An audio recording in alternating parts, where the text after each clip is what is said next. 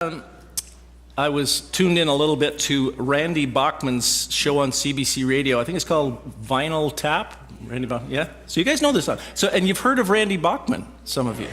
Oh, okay, there you go.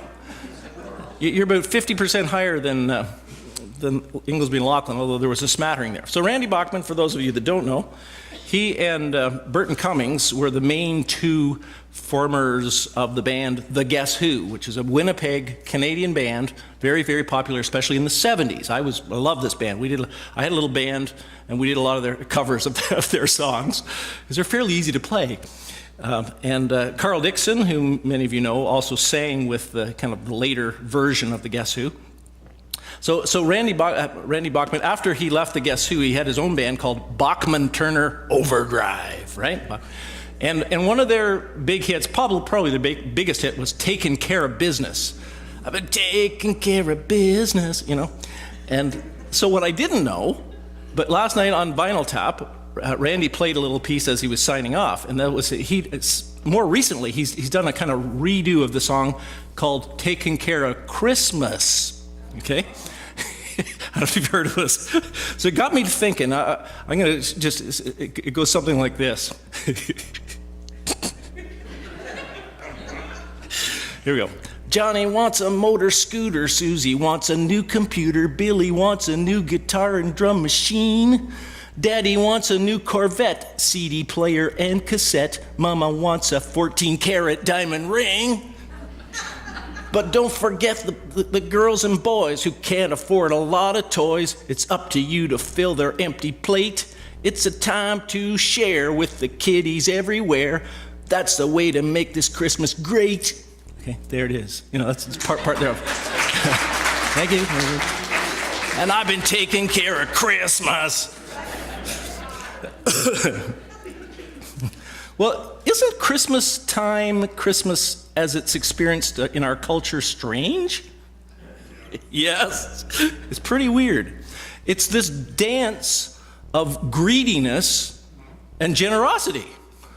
You know, they're having a dance. So for instance, Johnny wants a motor scooter, Susie wants a new computer, Billy wants, what do you want? You see, get the child up on, Santa Claus gets the child up on their knee, they say, well, what do you want for Christmas? So we're kind of encouraging people to, you know, to want things, and that may be a questionable thing, but and at the same time, it's a period of great generosity. It's when we give more than we give, like gifts that we give, we do more than we do at any other time of the year. Interesting. So those two kind of go together, greediness and generosity. Weird. It's commercialism at its extreme, right? I mean, it starts, I don't know, probably October. It's at least as soon as Halloween's over, bam. The decorations come out, the carols start getting played, the ads come on TV, and you're supposed to buy really expensive things to show that you love people. And so there's kind of a push. And so we may say, oh, it's so commercialized, and it is. Yet it's also a huge machine to drive the economy. It makes jobs. People, because of Christmas, people make ends meet that otherwise might not. Without Christmas, a lot of businesses wouldn't make it. It puts them in the black by the end of the year. Strange. It's also a time of overindulgence. You may notice the odd Christmas goodie floating by. I mean, huge, over-the-top Christmas dinners and turkeys and hams and all this kind of good stuff. And not just the food, there's the drink as well, which we won't mention. And now this year, a little bit of something extra you can add onto the top. And not get arrested. But at the same time, it's a time when people most often think of those who are struggling. So Randy Bachman, in the kind of the second verse here, he says, but don't forget the girls and boys who can't afford a lot of toys. It's up to you to fill their empty plate.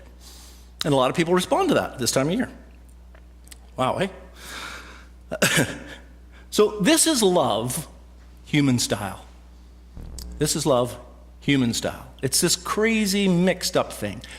You probably know this. They didn't at the other churches, but there's a very famous, become a Christmas classic now. It's called Love Actually, which when I wrote this, which you've probably seen. If you're not, I don't know whether to recommend that you see it. It's a little racy, but you know, of course now I'm advertising and you will want to see it. So where am I going? It's got all this in it, all this mix of messed up people and yet love. So love actually. This is love, human style. We like to give, we like to love, but our motivation is mixed. We range from selfless, affectionate, joyful giving to reluctant, resentful, guilt-driven giving, and everything in between. God has no such mixed motivation. He does not have any mixed motivation whatsoever. He's pure. Everything he does, and has ever done, is pure love.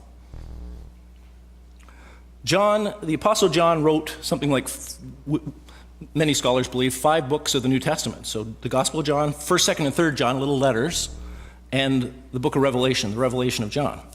In 1 John, he boils it down to this. He just says simply, God is love.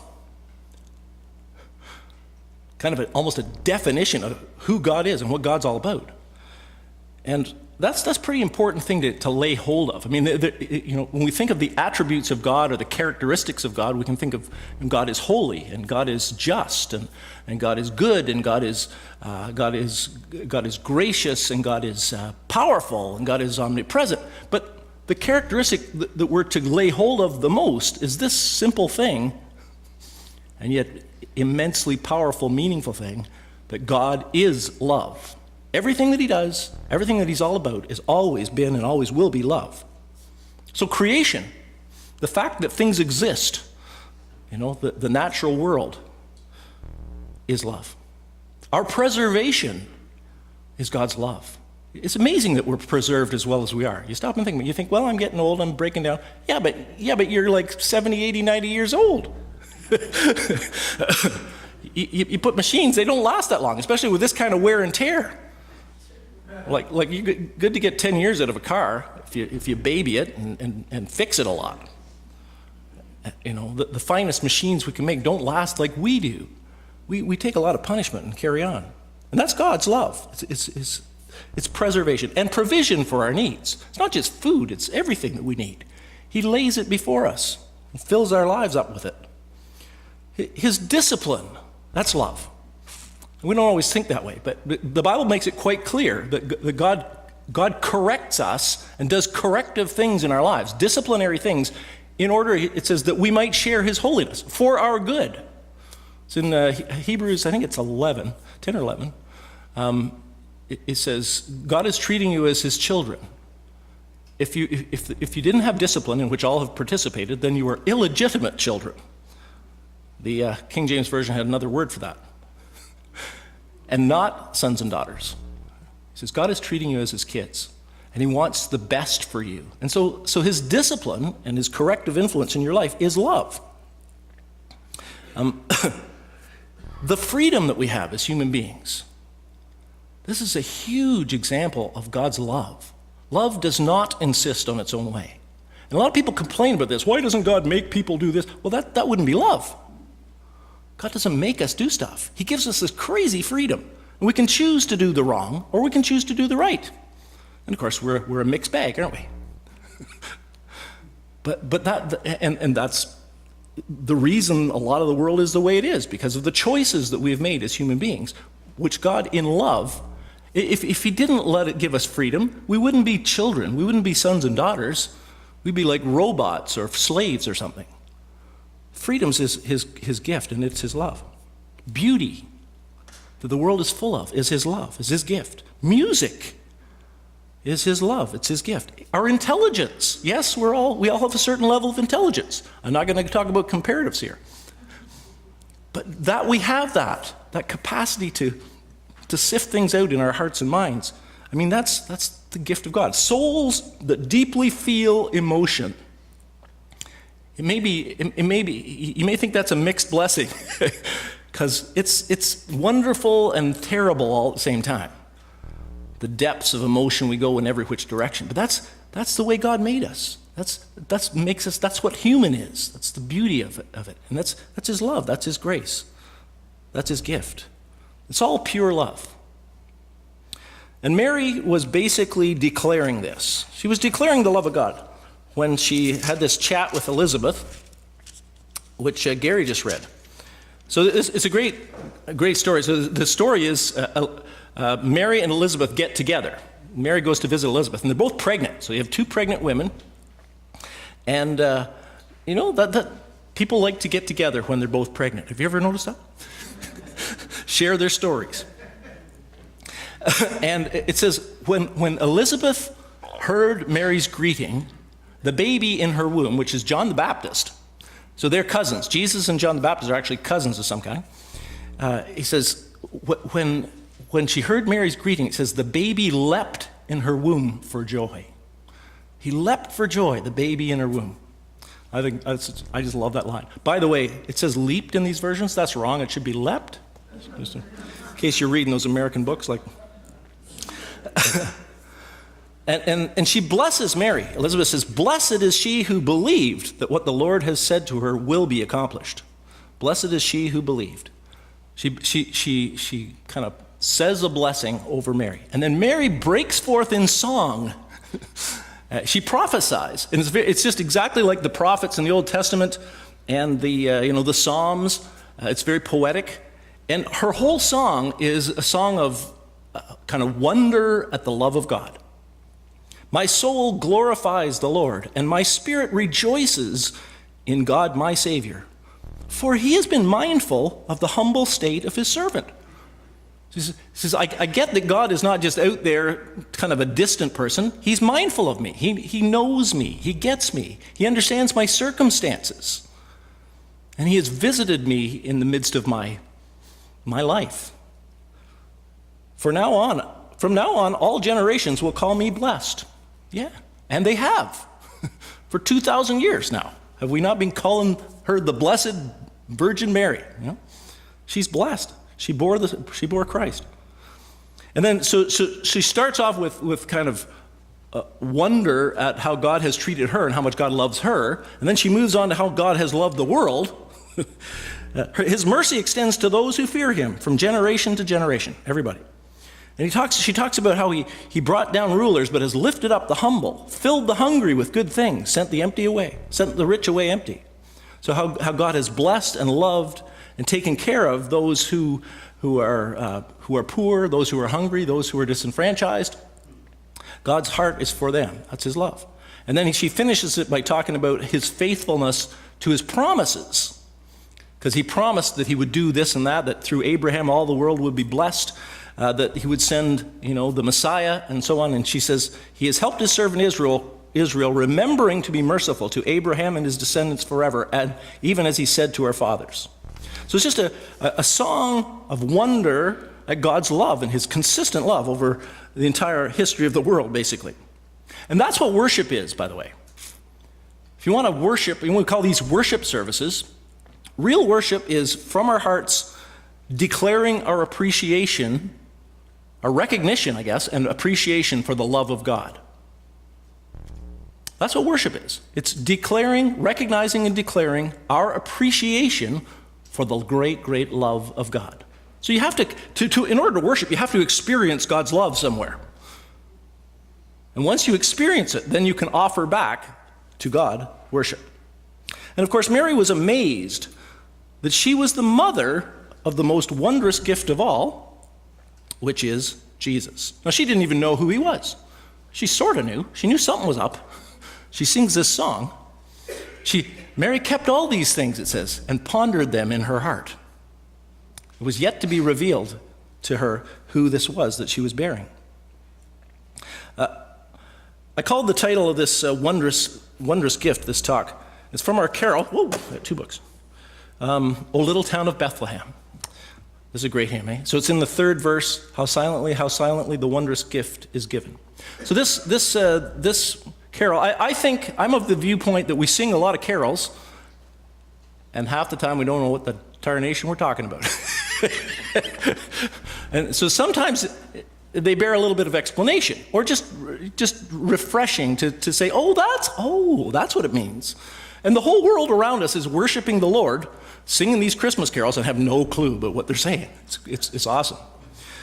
Last week, I didn't preach here, but the other two churches I preached on, Hark the Herald Angels Sing, which is a great story to it. I'll tell you about it. But O Little Town of Bethlehem was written in 1868, by a guy named Phillips Brooks, whose name is in the book. If you have your book here, it might be helpful. You can use it. It's hymn number 421. I'll keep talking while you look it up.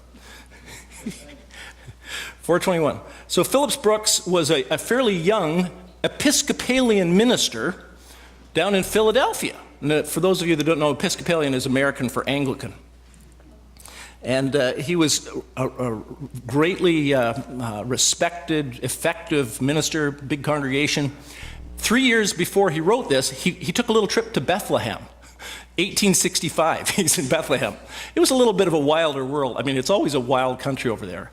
The whole place was kind of under the Ottoman, I think it was under the Turkish Empire, the Ottoman Empire at that time. At some point, it got taken over by Jordan, so it's got this crazy mixture. Today, it's under the Palestinian Authority. In his day, when he went there, it was probably about 4,000 people lived there. In Jesus' day, there was probably about 400 people lived there. And nowadays, there's about 25,000 people live there, and it's a hotspot. But so back in about I think it was 327, the Church of the Nativity was built in Bethlehem, over where traditional guess of where Jesus actually was born. So back in 1865, the writer of this song took the night of Christmas Eve. He took the journey. It's a 10-kilometer journey from Jerusalem down to Bethlehem to be there for the Christmas Eve service, the 5-hour Christmas Eve service. And he was just caught up in all the music and the wonder and the worship. And so 3 years later, he wants to do something special for Christmas, and he writes this hymn, O Little Town of Bethlehem. So he's reminiscing about his trip to the Holy Land 3 years earlier. So he writes this hymn. There's actually 5 verses in the original, but these are the 4 original verses, or the 4 of the original verses. And he handed it over to his organist to add the music. The hard part. So the musician's name, the organist's name is Louis Redner. And he was the organist. So Brooks says, here's this piece, I'd like it to be ready for Christmas Eve. And the guy was stumped. He was coming up with nothing.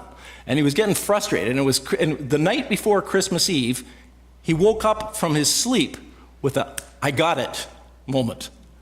And that was this tune that we know now. It's called St. Louis, or St. Louis, named after Louis Redner, that wrote it. And what a wonderful piece it is, right? Oh, little town of Bethlehem. It's just a pretty, pretty piece.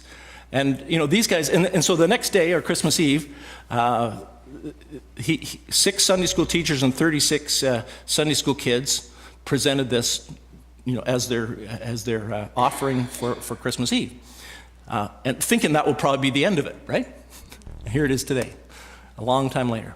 So you just never know. You never know. So this little hymn, O Little Town of Bethlehem, so it starts out kind of setting the scene, kind of this pastoral scene of this quiet village. Above thy deep and dreamless sleep, the silent stars go by. I love the last line of the first verse. The hopes and fears of all the years are met in thee tonight. Isn't that a crazy line? So the hopes, what are our deepest hopes? Our deepest hopes are that there will be peace on earth. There will be an end to suffering. Things will get put to rights. We're looking for and longing for a better day, a better earth, right? So that's our hopes. But our fears are here at the same time. We're afraid that that's not going to happen. We're afraid that terrible things might happen. We have anxieties and worries about things. And he says, yeah, but the hopes and the fears of all the years are sorted out in this child tonight. Our fears are taken away, our hopes are realized through this child's coming. Our hopes and fears, the hopes and fears of all the years are met in thee tonight. So then the second verse is basically the perspective of the story of the angels announcing to the shepherds, morning stars, that's another word for angels. They proclaim the holy birth to the shepherds and sing praises to God the King and peace to men on earth. For Christ is born of Mary. This is the wondrous gift. For Christ is born of Mary. So this is, God becomes a human being. God takes human form. It's astounding. Before this day, there were lots of kind of mythological ideas in the local cultures of God taking human form. But this went way beyond that. It isn't just God, not just God becoming a man. God becomes a baby, a helpless infant. It's hard to think of something much more helpless than an infant. Well, they have one thing they can do: cry like a banshee. And then it's up to the rest of us to sort out why they're crying. Oh, maybe she's hungry. Maybe she needs to burp. Maybe she needs to have her diaper changed. So we have to sort that out, because there's just nothing they can do for themselves. So God has submitted himself to that level of humility, to be absolutely helpless and dependent on others. And then he grows up as a child, as a man, and he lives the one life that is actually sinless. So it's not that he lives a righteous life. So it's not that he's all uptight and he's being very careful not to do anything. No, he just lives this spontaneous life, joyful life, gracious life, creative life, and he models what humanity is supposed to be like. And as he becomes an adult and he walks around, he tells the greatest stories that anybody's ever heard. And people just find him compelling, and he's full of compassion and graciousness at every turn. And yet his purpose was not just to do that, really. His purpose was to die. He says, greater love has nobody than this, that they lay down their life for their friend. There's no greater love than this, than you die for another. And that's what he came to do. There's criticism against Christian faith. I don't know if you've heard this. Somebody say, well, what kind of God is it that would, sacrifice his son? What's wrong? And that's not the point. The point is that God himself offers himself up to the death for us, that we might be forgiven. That our lives might be transformed by his grace. And he doesn't stay dead. He comes back to life. So this is all summed up in, for Christ is born of Mary, this great gift of God becoming human being to redeem us all. So that was the second verse. The third verse, how silently the wondrous gift is given. A little story. Carl Dixon made a Christmas CD about 8 years ago. It's called Snow. And I helped out. I got to sing this verse on the CD. And, I was pretty excited. I'm still kind of excited about it. So it's my closest thing I've got to acclaimed fame. And for some reason, it's my favorite verse in the whole hymn. I don't know why that would be. But it's a clever verse. So basically, he's laid the kind of historical framework for the coming of Christ into this world. He says, how silently the wondrous gift is given. So how silently God becomes a human being in the form of this child. Then he switches it up and he says, so, in the same way, God imparts to human hearts the blessings of his heaven. It's the same way as he slipped Jesus unbeknownst into this world, he slips Jesus into human hearts. So God imparts to human hearts the blessing. No ear may hear his coming. It's not something obvious. We don't know what's going on in everybody's lives around us. It's a mystery. No ear may hear his coming, but in this world of sin, where meek souls will receive him, still the dear Christ enters in. So, where meek souls will receive him still. It's a great line. Because, there's one prerequisite for Christ to come into our lives and to be part of our lives, and that's for us to show a little bit of meekness. In other words, need, humility, saying, you know what, this is something I need. I need grace. I need forgiveness. I need strengthening. I need healing. I need transforming. And it's just an honest evaluation of who we are and where we're at as human beings.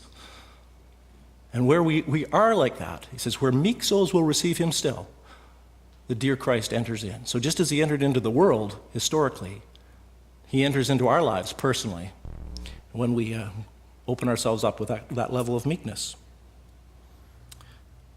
This is a sweet piece of music. It reminds us of the great, great love that God has for this world, but also for each and every one of us. Shall we pray?